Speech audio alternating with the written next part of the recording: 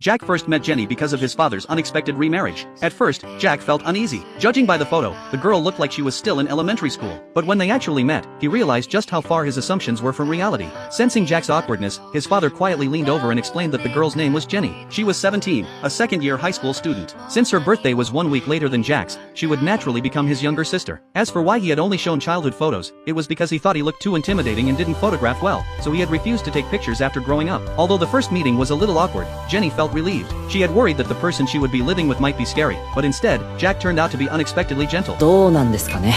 本当に怖い人は優しい顔をしてる気がしますけど。ほとんど毎日バイトして大学の学費を貯めてるって。成績も優秀だって聞いたし。頭のいい犯罪者って多いですよね。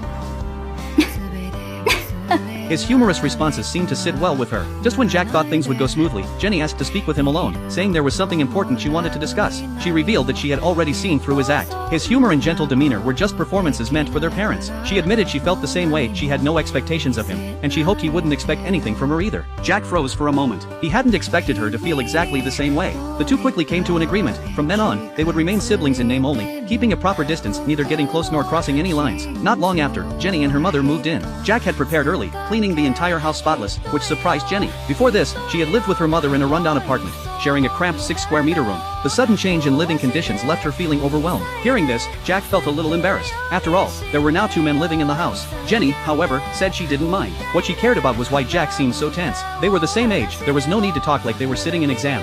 Jack could only smile helplessly. In his 17 years of life, he had barely interacted with girls at all, so he had no idea how to act around them. Since Jenny brought it up, Jack promised that he would try to loosen up in the future. Hearing this, Jenny couldn't help but laugh. She was glad that her suddenly acquired older brother was so understanding. In the past, when she had expressed similar thoughts at school, classmates had mocked her, saying it sounded like something straight out of an anime and took her seriously. Over time, aside from her childhood friends, she gradually cut off contact with everyone else in her class. Sensing the conversation had grown a bit heavy, Jack quickly offered to help her unpack, hoping to show some masculine reliability. Jenny didn't refuse, seemingly curious to see what he could do. But dealing with a girl's belongings was completely unfamiliar territory for Jack, and mistakes were inevitable.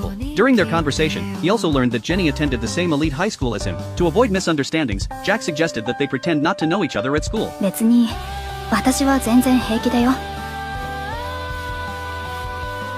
でも、そうしてくれた方が浅村くんのためにはなるかな。それって。ごめん。出ていいよ。私、目の前で電話されても気にならないから。ありがとう。